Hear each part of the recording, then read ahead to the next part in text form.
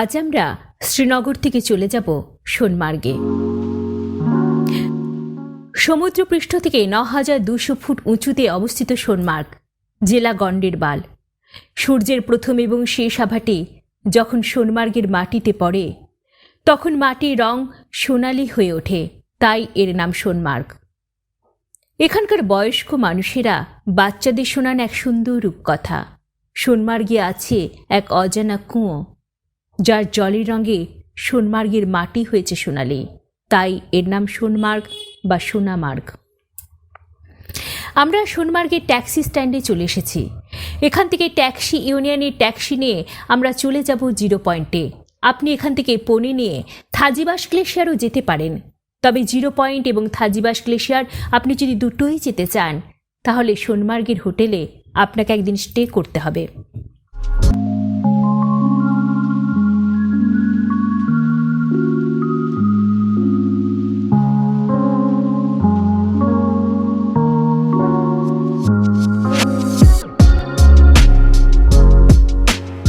Barley का आटा बनाते हैं, वो बहुत ताकतवर चीज़ है। वो बार्ले का आटा ज़्यादातर पहले ज़माने में वो आटा खाते थे लोग, उस वजह से आदमी उस टाइम के बहुत हट्टे कट्टे होते थे।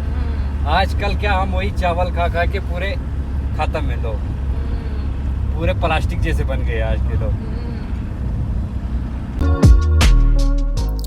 ওই যে দূরে নিচে দেখছেন একটি বিস্তৃত জায়গা, ওইটি হলো বালতাল হেলিপ্যাড। প্রতি বছর হাজার হাজার তীর্থযাত্রী এইখানে এসে জমা হন। এখান থেকে তারা ট্রেকিং করে বা পায়ে হেঁটে ওই পাহাড়ের পাশ দিয়ে সরু রাস্তাটি দেখছেন, ওই রাস্তা ধরে চলে যান অমরনাথের পুণ্য গুহায়। অমরনাথের পুণ্য গুহা যাওয়ার দুটি রাস্তা আছে।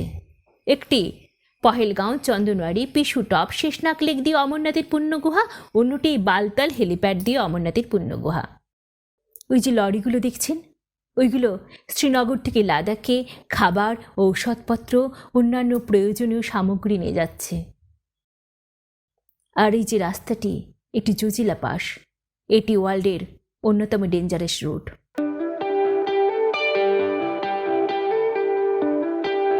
ये देखो यहाँ से नीचे से रोड ऐसे घूम के, ये जो पुराना वाला, ये जो दूसरा रोड दिख रहा है आपको इसके सामने, ये पुराना वाला रोड है। यहाँ से देखिए आप, ये पहले पुराना वाला रोड है। आप यहाँ से ऊपर से आ रहे हैं हम, ये नया वाला रास्ता है। पुराना वाला रास्ता बिल्कुल नैरो था, तो वहाँ पे सिर्फ एक टाइम में एक गाड़ी निकल सकता था। अब इन्होंने ये ऊपर वाला रास्ता बना दिया चौड़ा करके। तो अब हम नीचे से यहाँ 11,600 फीट पे आ गए।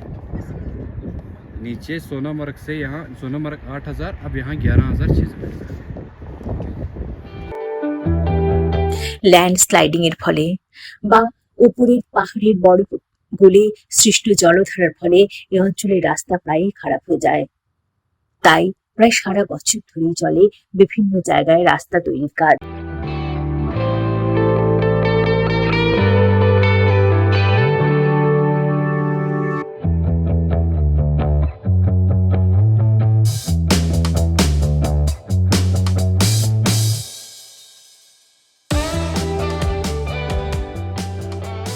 यहाँ से कश्मीर का बॉर्डर शुरू हो जाता है। कश्मीर यहाँ से आगे और इस साइड में यहाँ से लद्दाख का बॉर्डर शुरू हो जाता है। আমরা জিরো পয়েন্টে পৌঁছে গেছি। জিরো পয়েন্ট কথাটির অর্থ এখানে বরফ কখনোই গলে না, তাই এই জায়গাটিকে বলা হয় জিরো পয়েন্ট। এই যে পাহাড়টা দেখছেন, এই পাহাড়ের উল্টো দিকেই আছে পাকিস্তান। 1948 সালে পাকিস্তানি সেনাবাহিনী এই পাহাড় টপকে জজিলা পাস দখল করে নিয়েছিল। তাদের উদ্দেশ্য ছিল লাদাখ জয় করার। তারা বুঝতে পেরেছিল লাদাখ, এই জজিলা পাস দখল করে নিলে ভারত লাদাখে তার প্রয়োজনীয় জিনিসপত্র পৌঁছাতে পারবে না। লাদাখে ঔষধপত্র, অস্ত্রশস্ত্র, খাদ্য সামগ্রীর অভাব দেখা দেবে। তখন পাকিস্তানি সেনাবাহিনী অতি সহজেই লাদাখ জয় করে নিতে পারবে। কিন্তু 1948 সালের নভেম্বরে ভারতীয় সেনাবাহিনী অপারেশন বাইসন নামক এক সামরিক অভিযানের মাধ্যমে এই জজিলা পাস পুনরুদ্ধার করেন।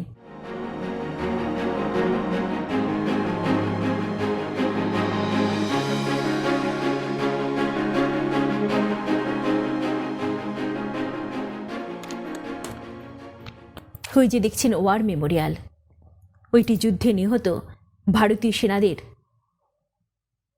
স্মৃতিসৌধ। প্রতি বছর 1 নভেম্বরে এখানে শহীদ দিবস পালন করা হয়।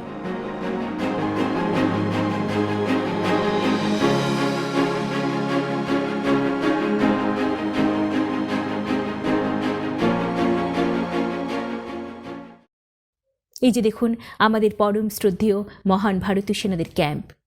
আর ওই যে রাস্তা দিয়ে গাড়ি যাচ্ছে, ওইটি লাদাখে শ্রীনগর থেকে তার প্রয়োজনীয় জিনিসপত্র নিয়ে যাচ্ছে।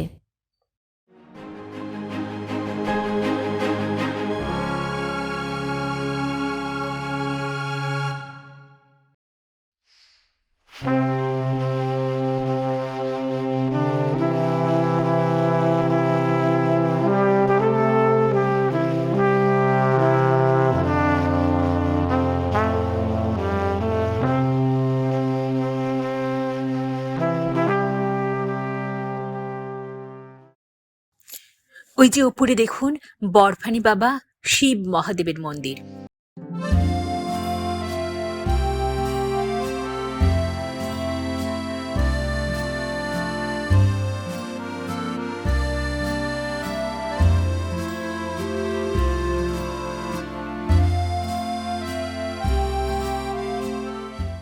এরপর দ্রাস, তারপর কার্গিল, তারপর লাদাখ।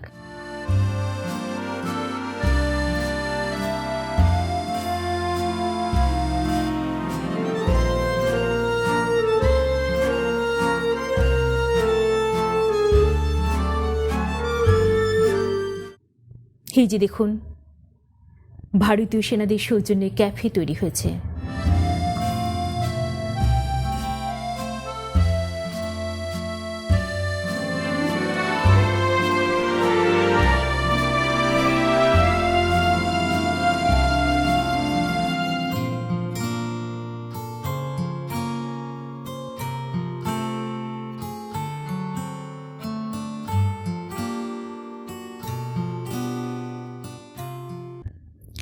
আমরা এখন 0 পয়েন্ট থেকে শ্রীনগরের দিকে ফিরে যাব।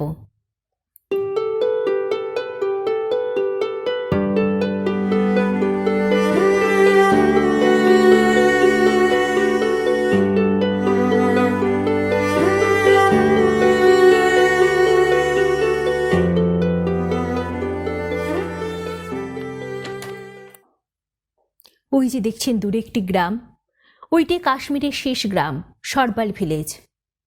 হিমালয়ের কোলে ছোট্ট একটি গ্রাম, কোনো রকম সুযোগ সুবিধা নেই, হাসপাতাল নেই, স্কুল নেই, কিন্তু এত কিছু না থাকার মধ্যেও গ্রামটিতে আছে অদ্ভুত সুন্দর প্রাকৃতিক দৃশ্য, আর আছে এখানকার মানুষদের সহজ সরল জীবনযাত্রা, আর আছে সুন্দর আতিথেয়তা।